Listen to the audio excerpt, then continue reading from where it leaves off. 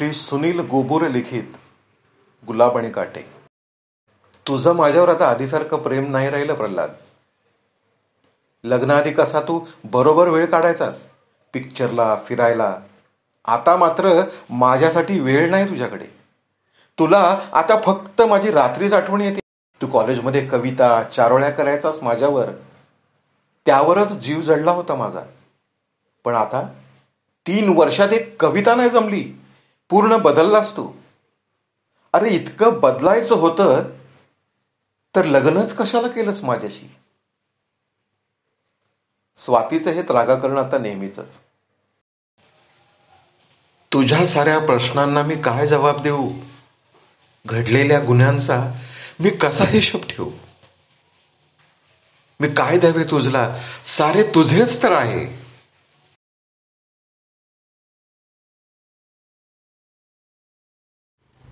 मंडळी नमस्कार. रंगगंधाच्या यूट्यूब चॅनलसाठी आज आपण पाहूया एक कथा, गुलाब आणि काटे. याचे लेखक आहेत श्री सुनील गोबुरे. पाहूया गुलाब आणि काटे. तुझं माझ्यावर आता आधीसारखं प्रेमच नाही राहिलंय प्रल्हाद. लग्नाआधी कसा बरोबर वेळ काढायचास पिक्चरला, फिरायला. आता मात्र माझ्यासाठी वेळ नाही तुझ्याकडे. तुला आता फक्त माझी रात्रीच आठवण येते. तेही तुला बायको जवळ हवी असते ना तेव्हा. स्वाती फणकारेनेच व्यक्त झाली.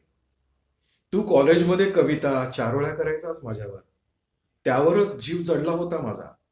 पण आता 3 वर्षात एक कविता नाही जमली तुला. इतका बदललायस तू. अरे इतकं बदलायचं होतं तर लग्नच कशाला केलंस माझ्याशी. स्वातीचं हे त्रागा करणं आता नेहमीच. आपण कॉलेजमध्ये नाही आहोत. आता कामाच्या जबाबदाऱ्या, संसाराच्या गरजा यांना प्राधान्य द्यायचे दिवस. कॉलेजप्रमाणे मुक्त, जबाबदारी रहित आता दिवस नाही. याची जाणीव हिला का होत नाहीये. तिच्यात ती प्रगल्भता, ती मॅच्युरिटी केव्हा येणार, असा प्रश्न प्रल्हादला कायमच पडायचा. स्वातीने तिचा डबा घेतला, पिशवीमध्ये घाईघाईत कोंबला, खांद्याला पिशवी अडकलली आणि तिला काहीतरी आठवलं आणि ती बोलली, आज गव्हर्नर आहेत ठाण्यात. संध्याकाळी त्यांचा गडकरीला कार्यक्रम आहे. कार्यक्रमाला बहुधा बऱ्याच बायका असणार आहेत. त्यामुळे मी बंदोबस्ताला असेन आज. यायला मलाही उशीर होईल रात्री. असं सांगून दार जराशा गुश्शातच धाडकन ती ओढून बाहेर निघून गेली. प्रल्हाद काहीच बोलला नाही. आता हा संवाद नित्याचाच. स्वाती आणि त्याच्या कामाचे स्वरूपच असे होते की दोघांची भेट अगदी रात्री, कधी कधी तर मध्यरात्रीच व्हायची. Swati police constable. सकाळी तिला लवकर निघायला लागायचं, कारण 8:30 वाजता नौपाडा पोलीस स्टेशनला रिपोर्टिंग असायचं. कल्याणवरून ट्रेन पकडून ठाण्याला जायचं म्हणजे 20 मिनिटांचा प्रवास. स्कूटी स्टेशनला लावून जायचं म्हटलं तरी घरातनं 7:30ला निघायचं. तोवर प्रल्हाद झोपलेलाच. स्वतःचे आवरून तिचा त्याचा डबा बनवून ठेवायचा आणि निघायचं म्हणजे तिला 6:30ला उठायला लागायचंच. परत यायला तिला रात्रीचे 7 व्हायचे. आणि कधी VIP व्हिजिट असेल तर तिला वेळही व्हायचा. पण शक्यतो ती 7च्या आत घरात असायची. प्रल्हादला मात्र घरी यायला फारच वेळ व्हायचा. प्रल्हाद ठाण्याचे मनपा उपायुक्त शिंत्रे साहेबांचा ड्रायव्हर. त्याचे रिपोर्टिंग साहेबांच्या घरी सकाळी 10ला असायचं. त्यामुळे तो आरामात 9 वाजता जरी कल्याण स्टेशनला पोहोचला तरी 9:45ला साहेबांच्या घरासमोर अगदी टपरीवर चहा सिगरेट घ्यायला हजर असायचा. शिंत्रे साहेबांकडे उपायुक्त म्हणून सर्व कोविड विषयक कारभार असल्यानं प्रल्हादचे त्यांच्याबरोबर खूप फिरणं व्हायचं. सकाळी आधी कॉर्पोरेशन ऑफिस, मग तिथे जेवणाच्या वेळेपर्यंत काम, मीटिंग्स. त्यानंतर शिंत्रे बाहेर पडायचे ते ठाण्यातले सारे कोविड हॉस्पिटल्स, त्यातले कोविड वॉर्ड, तात्पुरते उभे केलेले कोविड सेंटर यांना भेटी देत राहायचे. सायंकाळी 6-7 वाजेपर्यंत त्यांच्या या व्हिजिट्स असायच्या. त्यानंतर पुन्हा ऑफिस, आयुक्तांसोबत मीटिंग आणि नंतर सारे रिपोर्टिंग व्हायचे. मग कधीतरी 9 वाजता त्यांचा फोन प्रल्हादला यायचा. तशाही वेळी प्रल्हाद त्याची फिरकी घ्यायचेच. अरे प्रल्हाद, काय सोडतोस ना रे मला घरी? प्रल्हाद दिवसभर फिरून कंटाळलेला असायचा. साहेब निघायचं म्हटलं की पटकन गाडी घेऊन ऑफिसच्या दारात लावायचा. न जाणं साहेबांना परत एखादं काम निघायचं तरी देखील निघेपर्यंत, साहेब गाडीत बसेपर्यंत अजून 15 मिनिटं तरी जायचीच. साहेबांना घरी सोडून लोकल पकडून कल्याणला येईपर्यंत रात्रीचे 10, 10:30, 11 वाजत. सुरुवातीला पहिल्या दुसऱ्या लाटेत स्वाती प्रल्हादची वाट पाहत जागी राहायची. तो आल्यावर आंघोळ करून यायचा, जेवण करून मग झोपायचा. भांडी आवरून मग झोपेपर्यंत तिला कधीतरी 12 वाजायचे. टीव्ही पाहतो तिची वाट पाहत असायचा. पहिल्या लाटेवेळी नुकतंच लग्न झालेलं. एवढ्या रात्रीही दमलेले असून त्यांचा प्रणय रंगायचा. पण नात्यातली ती आग हळूहळू दुसऱ्या लाटेपर्यंत कमी होत गेली. आता तिसऱ्या लाटेत तर त्यांच्यात नवरा बायको हे फक्त व्यवहारक नाते उरले होते की काय, असा त्यांना भास व्हायचा. आता प्रणय देखील व्हायचा, तो एक शरीराची गरज म्हणून. लग्नानंतरच्या दिवसांची धगच नव्हती त्यात. स्वाती निघून गेली तसे प्रल्हाद देखील अंथरुणातून उठला. पटकन अंघोळ करून त्यानं घरातल्या मोजून 4 देवांची पूजा केली. स्वातीनं कालच्या उरलेल्या 3 चपातीचा फोडणीचा चिवडा नाश्त्याला बनवला. नाश्ता झाल्यावर कपडे बदलून घराला कुलूप लावून तो स्टेशनला रिक्षाने पोहोचला. ठाण्याला साहेबांच्या घरी पोहोचला तेव्हा 9:30 वाजले होते. बंगल्याच्या वॉचमनशी बोलत होता तेव्हाच शिंत्रे साहेबांनी प्रल्हादला हाक दिली. त्याला नाश्ताही दिला. कधी कधी साहेबांना उशीर होत असेल तर ते प्रल्हादला सोबतीनं नाश्ता करायला बोलवायचे. तो तिथेच पोर्चमध्ये बसून चहा घेत बसला.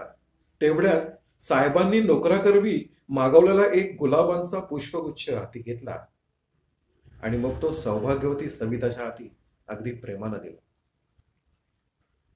सविताताई चक्क लाजल्या आणि तो गुच्छ घेऊन थँक्यू असं म्हणाल्या.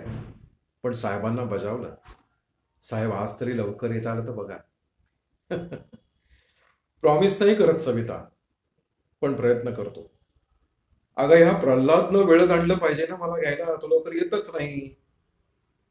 साहेबांनी हसतच प्रल्हादची फिरकी घेतली आणि ते गाडीकडे निघाले. काय साहेब, तुम्ही पण गरीबाची चेष्टा करताय, असं म्हणत प्रल्हादनं गाडीचं दार उघडलं. साहेब टाइम्स पेपर घेऊन मागे बसले, वाचू लागले. शेवटी दिवसाच्या धावपळीत हाच काय तो वेळ पेपर चाळायला त्यांना मिळायचा. प्रल्हादनं पाहिलं, त्याच्या ऑफिसला जायच्या वेळी कधी फारशा बाहेर न येणाऱ्या सविताताई आज चक्क साहेबांना निरोप द्यायला बाहेर आला होत्या. गाडी बंगल्यातनं रस्त्यावर घेत प्रल्हादनं शिंत्रे साहेबांना विचारलं, साहेब माफ करा, पण आज वहिनींचा वाढदिवस आहे का हो? शिंत्रे साहेब जोरात हसले.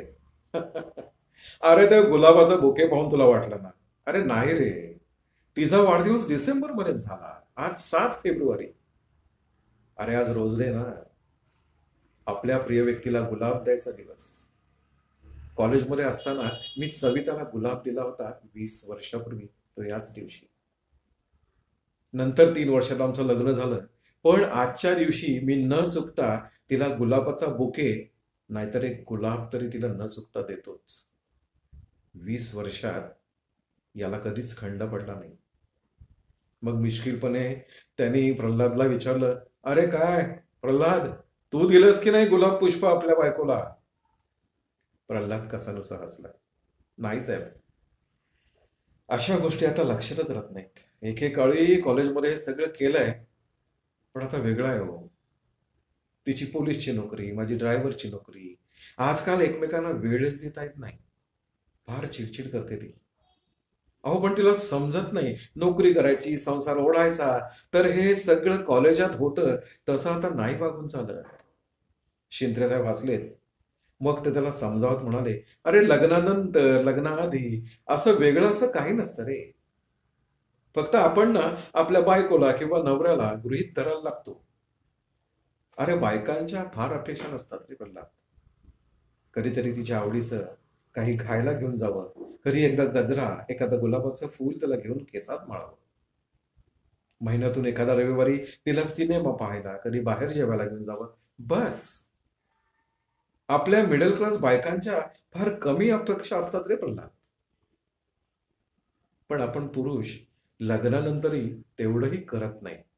त्यांना काय हवंय, काय नको याचा विचारही करत नाही. म्हणून दुरावा निर्माण होतो इतकंच. प्रल्हादला साहेबांचं म्हणणं अगदी मनोमन पटलं.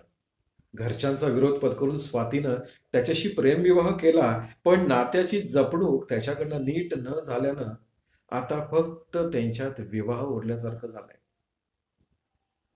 प्रेम कधीतरी त्यांच्या हातून निसटून गेलं होतं का? पण आज 20 वर्षांनी देखील शिंत्रे साहेब आणि त्यांच्या पत्नीमधलं असलेलं घट्ट प्रेम त्याला नेहमी जाणवायचंच. तसे तर साहेब देखील आपल्या पत्नीला खूप कमी वेळ द्यायचे, पण आज त्यांनी सांगितलं तसं पत्नीची इच्छा, अपेक्षा यांना ते कधीतरी नक्कीच सांभाळून घेत असतील. म्हणून तर वहिनी एवढ्या आनंदानं त्यांचा संसार आणि घर सांभाळतायत. साहेबांना ऑफिसला सोडल्यावर त्याने पटकन पलीकडच्या चौकातल्या फुलवाल्याकडनं एक गुलाब विकत घेतला. 10 रुपयाचा गुलाब आज 25 ला होता.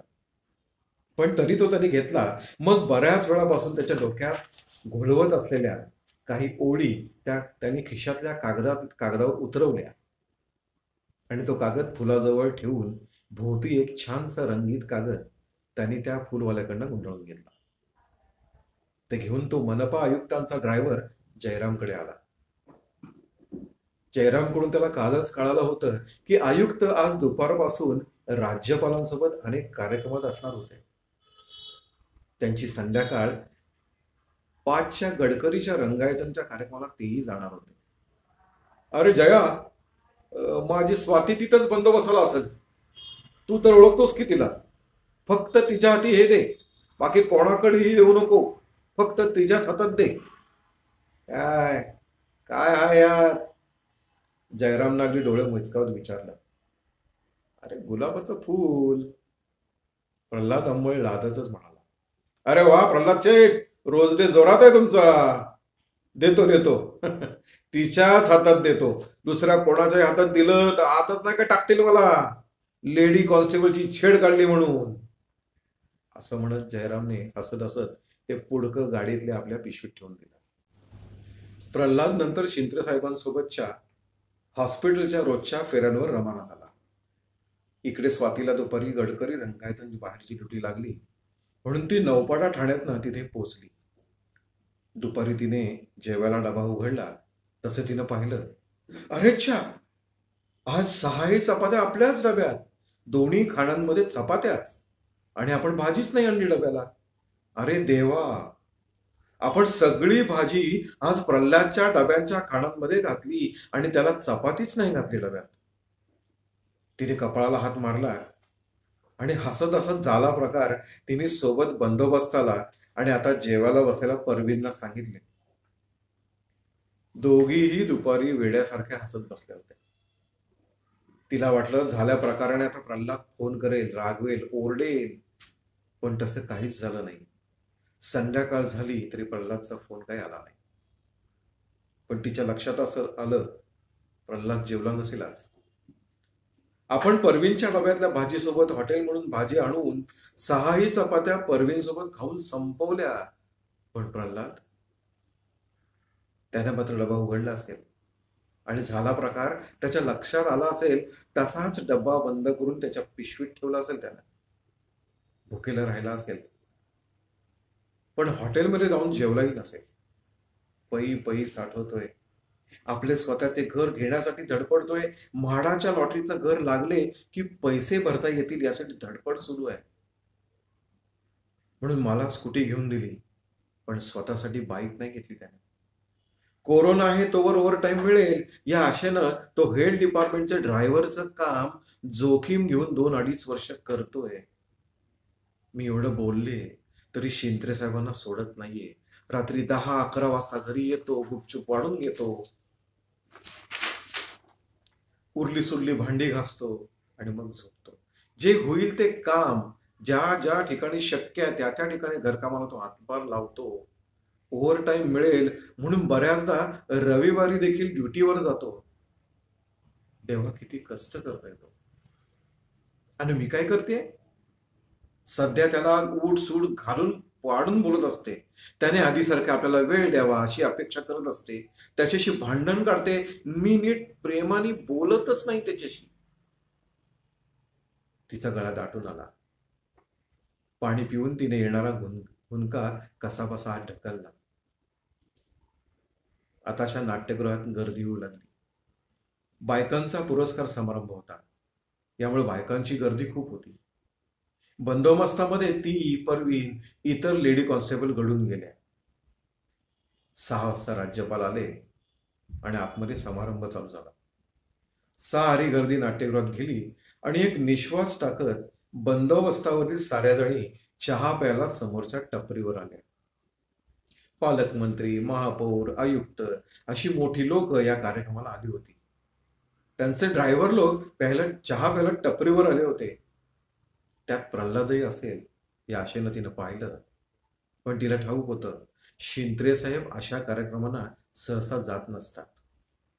समारंभात मिरवण्यापेक्षा वार्डामध्ये फिरून कोविड प्रतिबंधाचे काम करण्यावर त्यांचा जास्त भर होता. अशा माणसाबरोबर ड्रायव्हरचं काम करताना प्रल्हादला असं कुठेच मिरवायला मिळत नव्हतं. पण तरी तो ते काम आनंदानं करत होता. आपल्याकडून इतकं रोज ऐकावं लागत असूनही. स्वातीला आता परत प्रल्हादची तीव्रपणे आठवण झाली. तिला खूप अपराधी वाटत होतं, गदगदून येत होतं. चहा पिऊन नाट्यगृहात पोलिसांसाठी ठेवलेल्या खुर्च्या होत्या ना, तिथे येऊन मान खाली घालून ती बसली. बाकीजणी मागेच गप्पांमध्ये रंगल्या उभ्या राहिल्या. थोड्या वेळानं कुणीतरी आवाज दिला, स्वाती वहिनी. तिने चटकन उठून मान उचलून पाहिलं. समोर जयराम. त्याची तशी ओळख होतीच. एकमेकांच्या घरी नवरा बायकोचे येणे जाणेही झालं होतं. अय्या जयराम भाऊजी, तुम्ही होय. पाहिलं मी तुम्हाला चहाच्या टपरीवर, पण बरेच जण होते ना म्हणून बोलले नाही. ती अगदी डोळे पुसतच म्हणाली. जयरामला काहीतरी जाणवलं, पण त्यानं तसं ते दाखवलं नाही. अहो, तुम्हाला शोधत होतो, तुमचं हे पार्सल द्यायचं नव्हतं व, असं म्हणत त्याने पिशवीतनं प्रल्हादनं दिलेलं पुडकं काढून तिच्याकडे दिलं. प्रल्हादनं दिलंय तुम्हाला द्यायला, काहीतरी पेशल आहे. जरा बाजूला जाऊन एखादा तुकडा, येतो मी वहिनी, असं म्हणत जयराम हसत हसत निघून गेला. स्वाती फक्त पाहत राहिली. काय बोलावं हे गोंधळून न कळाल्यानं ती जयरामला साधं थँक्यू नाही म्हणाली. पार्किंग एरियात कोणी नव्हतं म्हणून तिथे जाऊन हळूच तो रंगीत कागद गुंडाळलेला पुडका उघडला. त्यात गुलाबाचे छानसे फूल पाहून ती आधीच हरकून गेली. कॉलेज नंतर आज पहिल्यांदाच या वेड्याला बायकोला गुलाबाचं फूल द्यायची आठवण झाली होती तर. आणि मग तिने फुलासोबतची चिठ्ठी उघडली. चिठ्ठीत तिच्या वेड्या नवऱ्याला लिहिलं होतं, तुझ्या साऱ्या प्रश्नांना मी काय जबाब देऊ, तुझ्या साऱ्या प्रश्नांना मी काय जबाब देऊ, घडलेल्या गुन्ह्यांचा मी कसा हिशोब ठेवू, मी काय द्यावे तुझला, सारे तुझेच आहे, काठ्यांसह तुला मी हा गुलाब कसा देऊ, काय द्यावे तुझला, सारे तुझेच आहे, काठ्यांसह तुला मी कसा हा गुलाब देऊ. तिने ते वाचले. आता मात्र तिचा बाण फुटला. ते फूल छातीशी धरून ती रडू लागली.